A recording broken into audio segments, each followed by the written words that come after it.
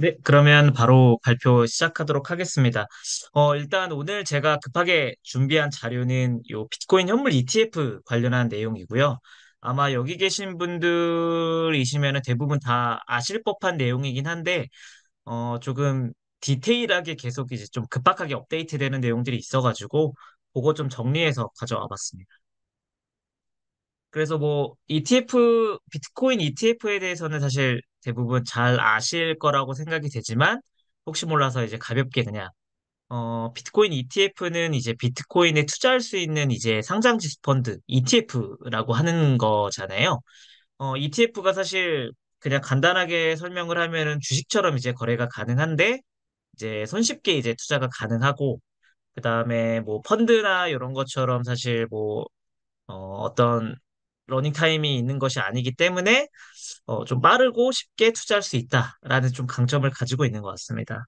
그래서 이 비트코인 ETF가 결국은 이제 현물에다가 투자할 수 있는 우리가 흔히 알고 있는 그냥 비트코인 현물에 투자하는 ETF랑 지금 이미 많이 상장되어 있는 비트코인 선물 계약에 투자하는 ETF 이 두 가지로 좀 나눌 수 있는데요.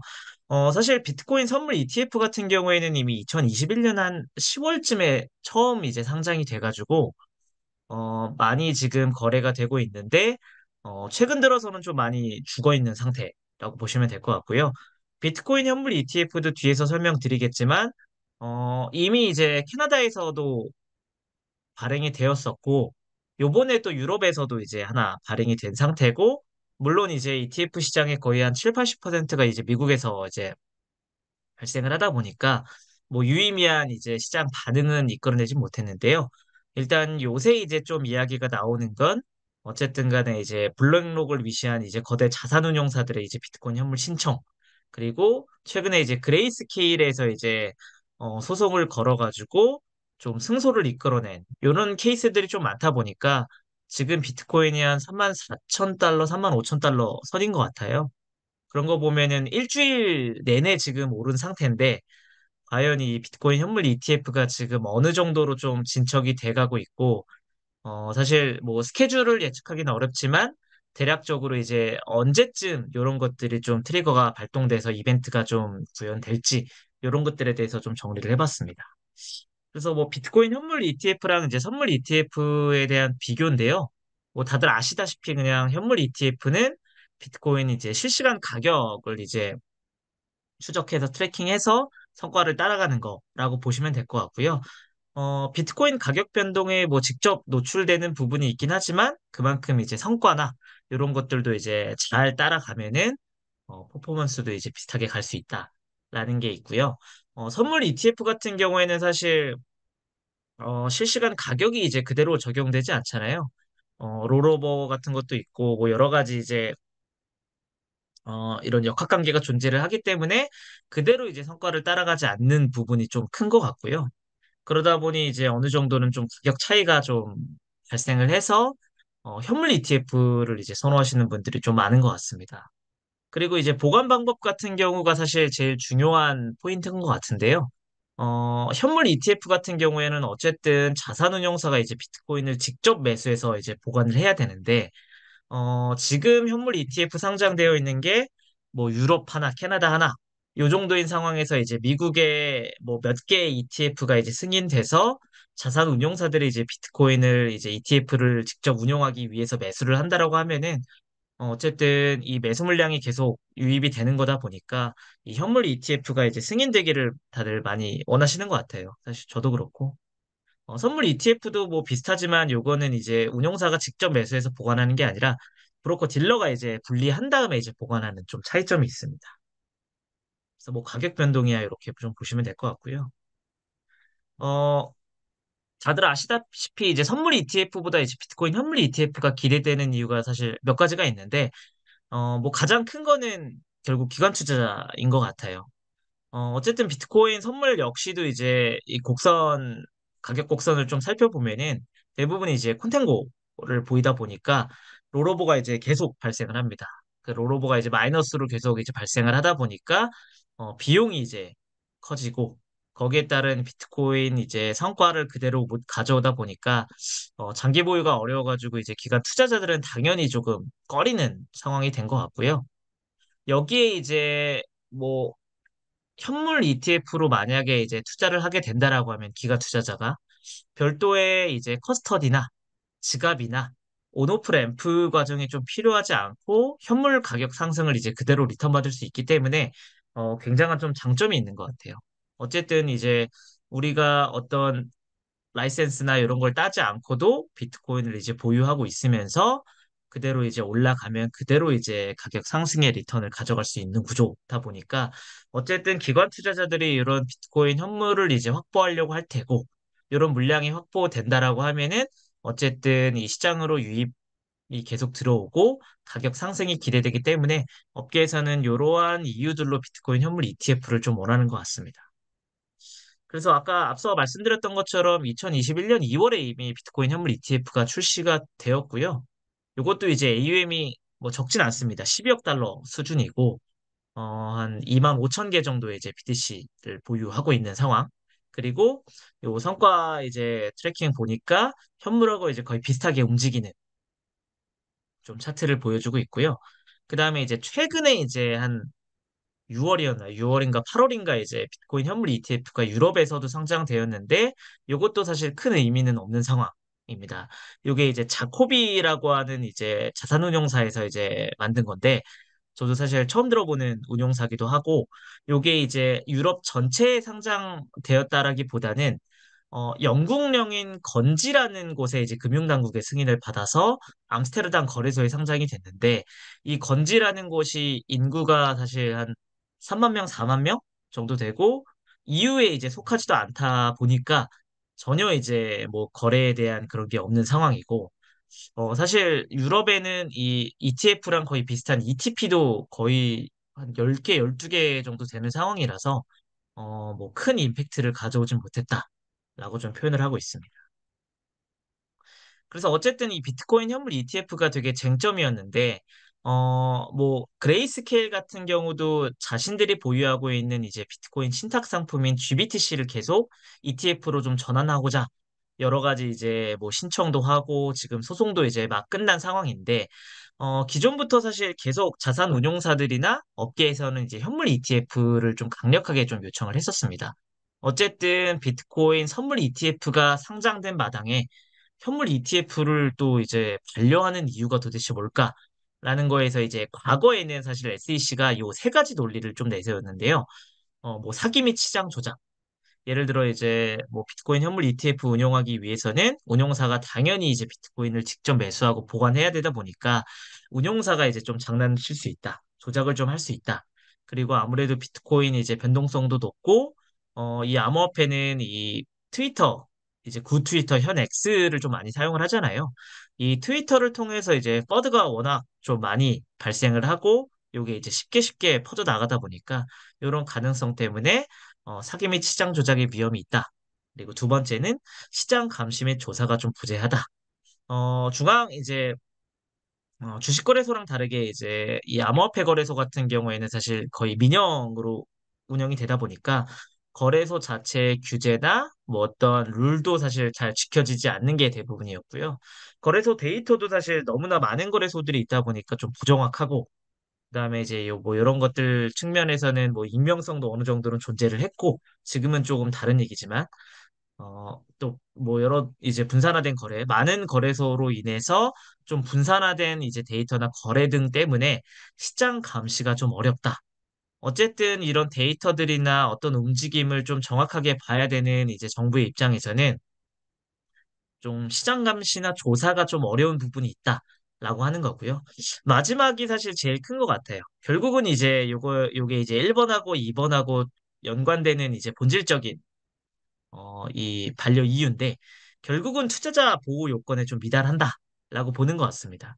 어쨌든 시장 자체도 이제 불안정하고 부정확한 정보도 많고 시장 감시나 조사 툴이나 기관도 부재한 상황이고 뭐 조작의 위험도 어느 정도는 있는 상황이고 이런 것들이 좀 겹치다 보니까 현물 ETF를 이런 이제 이유로 계속 반려를 했었죠. 근데 지금 좀 상황이 많이 바뀐 게 어쨌든 간에 지금 이 현물 ETF를 신청한 운용사가 지금 오늘까지 해가지고 총 12개 정도 되고요. 올해 6월에 이제 블랙럭이 아마 6월인가 8월인가 이제 블랙럭에서 이제 현물 ETF를 신청하면서 사실 분위기가 좀 많이 바뀐 것 같은데 그 전부터 이제 그레이스케일 같은 경우에는 이제 소송을 계속 걸고 있었고 뭐 여러 가지 이제 이유들로 현물 ETF가 어느 정도는 좀 이제는 돼야 된다라는 분위기가 좀 많이 형성이 됐었는데 이번 블랙록 전후로 해가지고 미국에 이제 좀 큰 운용사들 12개 정도가 이제 신청을 했어요. 그래서 이제 뭐 예를 들어 우리가 이제 이 컴퍼니에서 이제 써져 있는 회사 중에 알만한 곳이 당연히 이제 블랙럭이 운용 규모가 한 9조 달러 정도 수준이었고 피델리티 또 피델리티 이제 인베스트먼트가 한 4조 정도 된 것 같고요. 그리고 뭐 나머지 이제 뭐 바네크 그다음에 뭐 인베스코도 굉장히 큰 곳이고요. 그다음에 뭐 발키리나 글로벌 엑스나 이런 것들은 좀 작지만 프랭클린 템플턴도 이제 참여를 하면서 굉장히 좀 큰 곳들이 한 9월 전후로 해가지고 많이 신청을 했다. 보면은 6월부터 좀 9월에 많이 좀 몰려 있고요. 이런 곳들이 어느 정도는 이제 신청하는 데 있어서 지금 정부의 이제 SEC의 어느 정도 좀 네, 애티튜드가 아니죠. 좀 스탠스가 좀 변화한 부분도 좀 보이고 어느 정도는 그레이스케일의 이제 승소도 이제 어느 정도 좀 영향을 미친 것 같고요. 그래서 지금 요런 이제 회사들의 지금 처음 이제 요 신청 기한부터 이제 퍼스트 데드라인, 세컨드 데드라인, 요 데드라인이라고 하는 게 SEC가 이 신청건에 대해 답변을 해야 되는 날짜예요. 그래서 보면은 지금 거의 퍼스트 데드라인은 거의 넘어섰고 세컨드 데드라인, 뭐 서드 데드라인, 그다음에 이제 파이널까지 있는데 결과적으로는 사실 파이널까지 SEC는 답변을 해야 되는 상황이고 이 과정에서 계속해서 이 자산운용사 신청한 자산운용사랑 SEC가 어느 정도 이제 줄다리기도 하고 계속 조율하고 이러고 있는 상황이라고 보시면 될 것 같습니다. 어쨌든 내년 한 3월까지는 다수의 운용사의 ETF 신청권에 대해 답변을 해야 되는 게 지금 SEC의 상황이고요. 운용사에서는 계속해서 이제 요 신청서에 업데이트를 하고 SEC가 요청한 여러 가지 조건들을 맞추고 있는 상황. 그래서 지금 트위터에서 어떤 상황이 벌어지고 있냐면은 이 12개 운용사의 이 신청 문서들을 계속 봐요. 제가 봤을 때 거의 10분 단위로 계속 이제 업데이트가 됐나 안 됐나, 업데이트가 됐으면 어떤 문구가 바뀌었나, 이런 것들을 이제 계속 트래킹하면서 실시간으로 이제 업데이트가 되더라고요. 그래서 지금은 어느 정도는 이 비트코인 랠리를 끌어나가는 게 이 현물 ETF고, 어쨌든 간에 이제 계속해서 신청서에 뭔가 승인에 대한 그다음에 이제 선정에 대한 완료에 대한 뭐 힌트라도 얻을 수 있을지 이런 것들을 좀 디테일하게 보고 있는 상황이다라고 봐주시면 될 것 같아요. 그래서 이제 이 운용사들의 뭐 전략까지는 아니고요. 접근법을 크게 이제 두 가지로 좀 나눌 수가 있을 것 같은데 SEC는 일단은 결국은 이제 제일 우려하는 게 투자자 보호, 시장 조작 이런 것들이다 보니까 결국은 이제 시장 감시에 대한 요건을 좀 강화하고 있는 상황이라고 보시면 될 것 같아요. 근데 시장 감시를 위해서 상당한 규모의 규제된 거래소가 있어야 된다라고 이제 주장을 하고 있고, 운용사들은 여기서 크게 두 가지 접근법을 취하고 있습니다. 사실, 이 두 가지 접근법이 하나는 이제 이 상당한 규모의 규제된 거래소를 코인베이스로 선정해서 대응하는 거. 가 하나가 있고요. 두 번째는 사실 그레이스케일만 해당이 되는데 그레이스케일은 이미 이제 시카고 거래소가 어느 정도는 선물 시장에서 모니터링을 하고 감시를 하고 데이터를 보고 있으니까 현물 시장도 비슷하게 움직일 거다. 그러니까 선물 시장만 보면 되지 왜 현물 시장까지 보냐라는 좀 주장인 것 같아요. 그래서 뭐 두 가지 접근법이지만 그레이스케일을 제외한 나머지 11개 이제 운용사는 코인베이스를 이제 선정해서 요 파트너사로 이제 문서에 명시해가지고 제출하고 있는 상황이다라고 봐주시면 될 것 같습니다. 근데 다만 이제 코인베이스도 작년에 이제 SEC에 이제 소송이 걸려 있는 상황이잖아요. 그래서 이제 SEC가 코인베이스를 규제된 거래소로 봐야 되냐라는 퀘스천 마크는 좀 있는 것 같습니다. 그래서 뭐 이런 것들은 근데 계속해서 지금 소송도 진행 중인 상황이다 보니까 좀 지켜봐야 될 부분일 것 같고요. 그레이스케일을 다시 좀 설명을 드리면은, 뭐, 아시는 분들은 아시겠지만, 그레이스케일이 이제, 크립토 전문으로 이제 하는 운용사라고 봐주시면 될 것 같고요. 작년에 이제 발생했던 이제 뭐, 제네시스나 뭐 요런 이제 제네시스 홀딩스나 뭐 요런 이제 사태에서 좀 많이 나왔었던 이제 운용사인데 어쨌든 이 그레이스케일이라고 하는 것은 2021년부터 이 GBTC라고 하는 신탁 상품을 이제 판매를 하고 있었어요. 근데 이 GBTC가 어쨌든 이 비트코인 현물을 그대로 이제 박스에 담아서 이제 판매를 하는데 이 신탁 상품의 이제 문제가 뭐냐면은 투자자가 어쨌든 매수를 하고 이제 비트코인이 많이 올랐다라고 하면은 중간에 좀 이제 매도를 하고 싶어지는 경우가 있잖아요. 근데 6개월의 이제 락업 기간이 있습니다. 중간에 환매가 안 돼요. 그리고 장외 시장에서만 거래가 가능하다. 그리고 뭐 보수야 사실 당연히 이제 비싸고 이러다 보니까 이 GBTC를 기존의 이제 신탁에서 ETF로 전환하면 이런 단점들이 많이 해결이 되다 보니까 SEC에 우리 상품을 ETF로 전환하고 싶어요. 라고 이제 요청을 한 거죠. 근데 어쨌든 이 소송이 한 거의 1년, 2년 정도 이제 지속이 되다가 지난 8월에 SEC를 상대로 이제 GBTC의 이제 ETF 전환 검토가 승소 이제 판결이 났고요. 그 다음에 한 두 달 뒤, 이제 며칠 전에 최종 승소하고 SEC가 이제 항소를 포기한 상황. 이라는 이제 프레스가 많이 나왔었습니다. 그래서 지난 8월에 사실 이 비트코인이 이미 그때부터 좀 많이 오른 상황이었고요. 뭐 어떤 데이터를 보니까 이 승소 이후에 GBTC를 많이 구매를 했다고 하더라고요. 미국 기관에서. 뭐 당연히 개인 투자자들도 많이 매수를 했겠죠. 그래서 뭐 이런 이제 소식들이 들리다 보니까 어느 정도는 이제는 그레이스케일의 GBTC가 ETF로 전환될 거다라고 하는 것이 있지만 어 결국은 이제 이 법원에서 이제 판결을 내린 부분하고 SEC가 이 전환을 이제 거부하는 이유가 사실 좀 다를 수가 있어요. 그러다 보니까 지금은 요 이제 전환 승소라기보다는 전환을 아예 시켜줘라 라는 이제 판결이 내려진 게 아니라 너네가 그런 걸로 전환을 거부하면 안 된다. 그런 이유로 전환을 거부하면 안 된다라고 얘기를 한 거니까 다른 이유를 대서 이제 전환을 거부할 수도 있다라는 시나리오가 좀 존재를 하는 것 같습니다. 그래서 뭐 어느 정도 이제 명령이나 이런 것들이 좀 나와봐야 좀 정확하게 알 수 있는 부분인 것 같고요.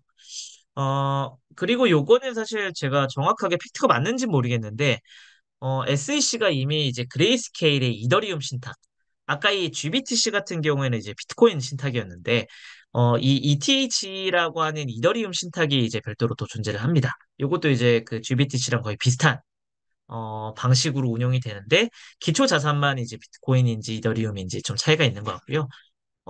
요 트위터를 통해서 그레이스케일의 이 이더리움 신탁이 이미 현물 ETF 전환 신청이 인용됐다라는 얘기가 있더라고요.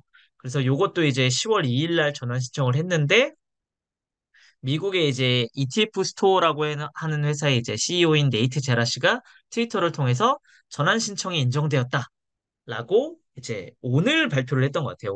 오늘 오후에 제가 요거 자료를 만들다가 이제 업데이트된 내용을 받아가지고 이제 봤는데, 뭐 전환 신청이 인정됐다라고 이제 트윗을 날렸더라고요. 근데 블랙록 얘기로 좀 다시 돌아와서 승인 거부 이제 지난 6월에 이제 블랙록이 신청을 하고 7월에 이제 SEC가 승인 거부를 했는데 그 이유가 아까 말씀드렸던 이제 시장 감시 이제 부재자 이 부재를 할 수 있는 게 너넨 없다라고 이제 말을 하다 보니까 블랙록이 이제 코인베이스를 아까 말씀드렸던 코인베이스를 이 감시 공유 계약 파트너로 명시한 후에 다시 재신청을 했습니다.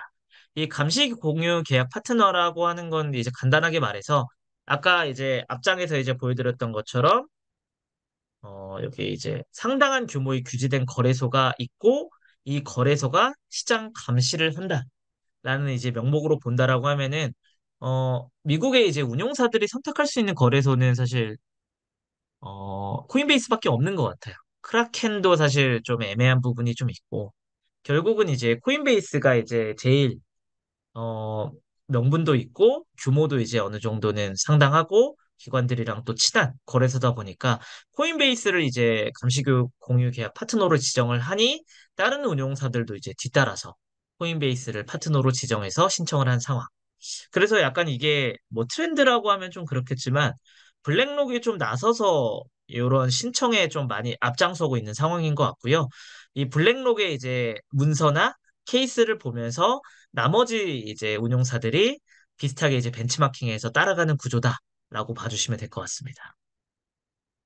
그래서 이게 이제 블랙록의 비트코인 현물 ETF가 워낙 좀 중요한 상황이다 보니까 이 DTCC라고 하는 이제 ETF 상장 전에 이렇게 이제 뭐 티커나 뭐 ETF 명이나 뭐 이런 것들을 좀 공개하는 곳이 있는데 여기에 이제 8월에 비트코인 현물 ETF 블랙록에 이제 티커가 원래는 등록이 되어 있었어요. 근데 이게 며칠 전에 갑자기 티커가 삭제되다 보니까 요게 이제 블랙록의 비트코인 현물 ETF IBTC라고 하는 게 티커가 등록돼 있었다가 삭제가 됐네? 그럼 이거 신청에 문제가 있는 거 아니야? 라는 이제 해프닝이 발생을 하다 보니까 그때 한 3만 5천 달러 부근에서 3% 이상 급락을 했고 요게 이제 다시 등록이 되면서 또 2% 이상 다시 회복하는 그러다 보니 이게 뭐 이 DTCC에 8월부터 올라가 있다라고 해가지고 이게 뭐 현물 ETF가 그대로 승인이 됐다라는 것은 아닌 것 같고요. 어느 정도는 그래도 좀 예비 리스트라고 보는 관점에서 보면은 이렇게 뭐 작진 않지만 이런 디테일한 부분까지 지금 시장에서 조금 약간 좀 계속 눈여겨보고 있다. 촉각을 지금 곤두세우고 있다. 결국은 이게 이제 높은 변동성을 계속 야기를 하는 부분인데 사실 만약에 이제 비트코인 현물 ETF가 내년에 이제 또 거부가 된다라고 하면은 이게 어느 정도의 파급력이 있을지는 사실 예측이 좀 안 되지만 좀 많이 내리꽂을 수 있을 것 같다라는 생각이 좀 들더라고요. 그래서 뭐 이런 해프닝이 좀 있었고요.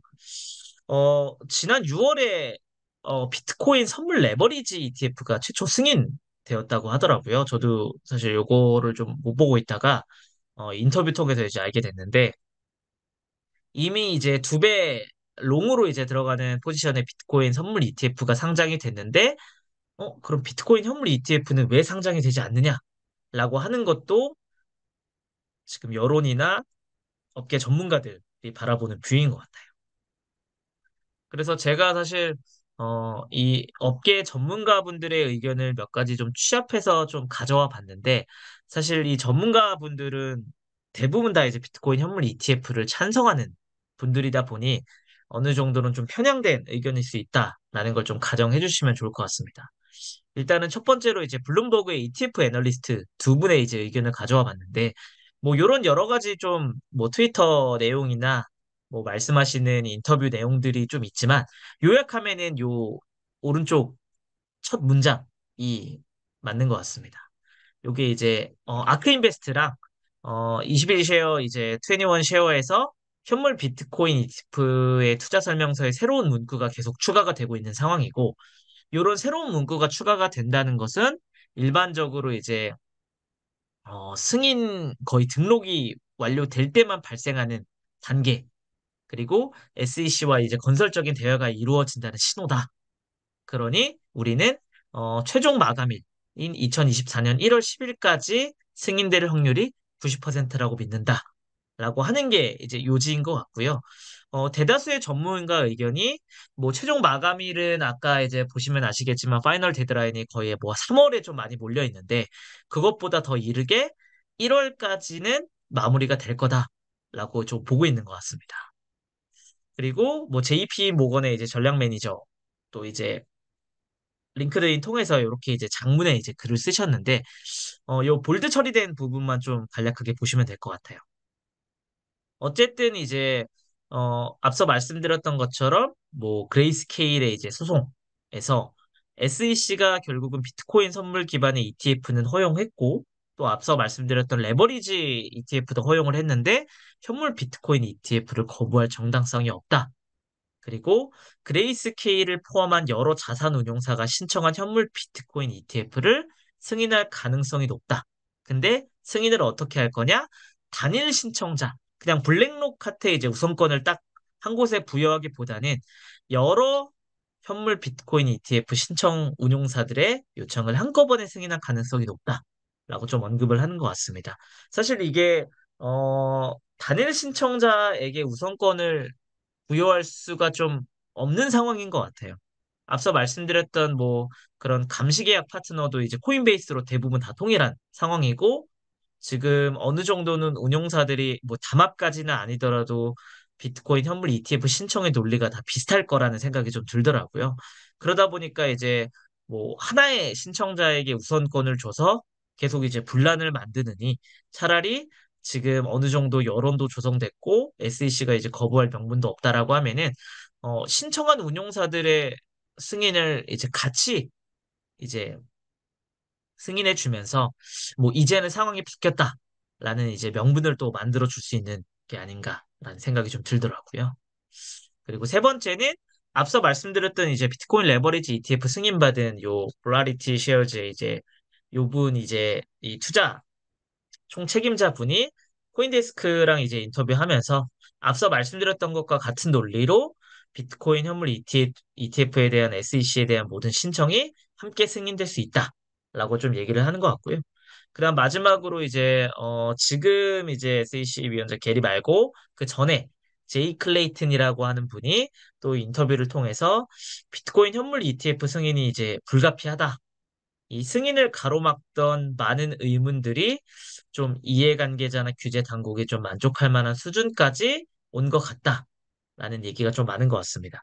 어쨌든 뭐 비트코인은 어느 정도는 지금 미국 당국에서도 상품이라고 좀 인정을 하는 분위기에다가 조작 가능성도 지금 상황에서는 뭐 현실적으로 높지 않다라고 보는 게 좀 많은 것 같아서 일단은 이런 전문가분들이 비트코인 현물 ETF가 승인이 될 것 같고, 이 승인 시기는 약 내년 1월쯤으로 예측을 한다.